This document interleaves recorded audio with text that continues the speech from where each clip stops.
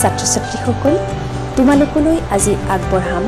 দশম শ্ৰেণীৰ সাধাৰণ বিজ্ঞান বিষয়ৰ syllabus Revised course content only for HSLC examination 2021 in view of COVID-19 General Science subject code is C3 Class 10 total marks 100 Theory 90 internal assessment 10 marks time 3 hours pass marks 30 pass marks in written examination is 27 chapter number 1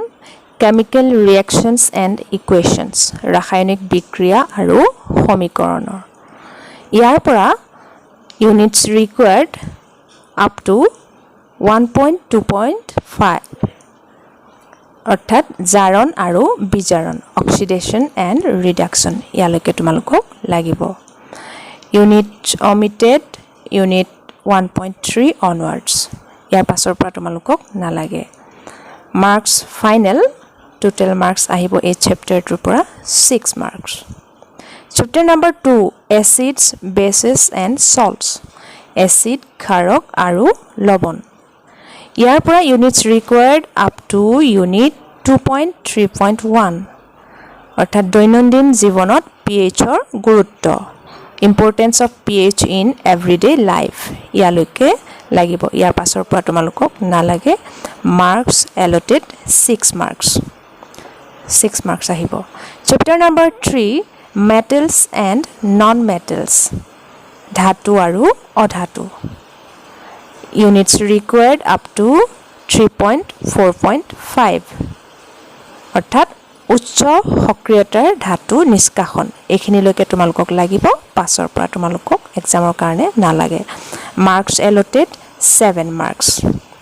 chapter number 4 carbon and its compounds carbon আৰু তাৰ যৌগ units required up to 4.3.4 প্ৰতিস্থাপন বিক্ৰিয়া substitution reaction এখিনিলৈকে লাগিব ইয়াৰ পাছৰ পৰা তোমালোকক নালাগে আৰু marks allotted 6 marks chapter number 5 periodic classification of elements মৌলৰ পৰ্যায়বৃত্ত শ্ৰেণী বিভাজন ইয়াৰ ফুল চেপ্টাৰটো তোমালোকক লাগিব marks allotted 7 marks chapter number 6 life processes জীৱন প্ৰক্ৰিয়া ইয়াৰো ফুল চেপ্টাৰ লাগিব আৰু marks allotted 10 marks chapter number 7 control and coordination নিয়ন্ত্ৰণ আৰু সমন্বয় ইয়াত units required up to unit 7.2.1 অৰ্থাৎ উদ্দীপনৰ প্ৰতি শীঘ্ৰে সঁহাৰি immediate response to stimulus marks allotted 6 marks chapter number 8 how do organisms reproduce জীৱই কেনেকৈ বংশবিস্তাৰ কৰে ইয়াৰ পৰা units required up to 8.3.2 অৰ্থাৎ সপুষ্পক উদ্ভিদৰ যৌন প্ৰজনন reproduction in flowering plants ইয়ালৈকে তোমালোকক লাগিব marks allotted 5 marks chapter 9 heredity and evolution বংশগতি আৰু ক্ৰমবিকাশ units required up to 9.4 that is প্ৰজাতিকৰণ প্ৰজাতিৰ উদ্ভাৱন speciation ইয়ালৈকে তোমালোকক লাগিব marks allotted 5 marks chapter 10 light reflection and refraction পোহৰ প্ৰতিফলন আৰু প্ৰতিসৰণ units required up to unit 10.3.5 ৰশ্মি চিত্ৰ ব্যৱহাৰ কৰি লেন্সত প্ৰতিবিম্ব গঠন image formation in lenses using ray diagram ইয়ালৈকে তোমালোকক লাগিব marks allotted 8 marks chapter 11 human eye and colorful world মানুহৰ চকু আৰু বাৰেবৰণীয়া পৃথিৱী units required up to 11.5 ইয়াৰ পৰা 11.5 ত আছে বায়ুমণ্ডলীয় প্ৰতিসৰণ atmospheric refraction marks allotted 5 marks chapter 12 electricity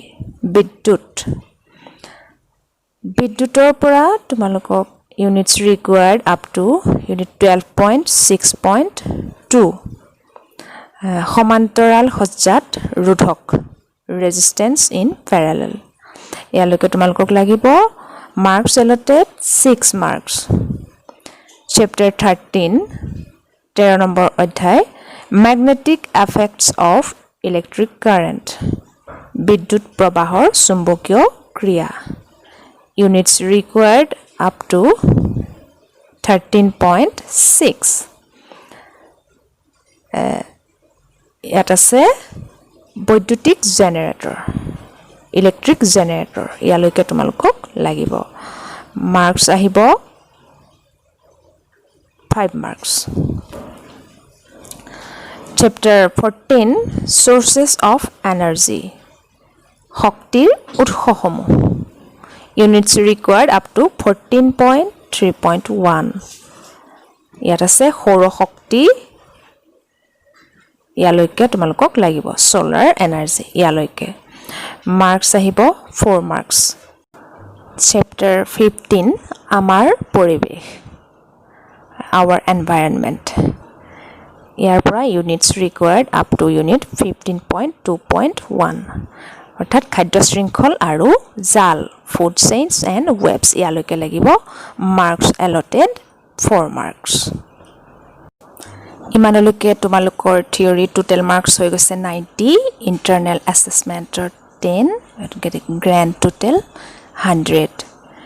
note বিলো ইয়াত দিয়া আছে NB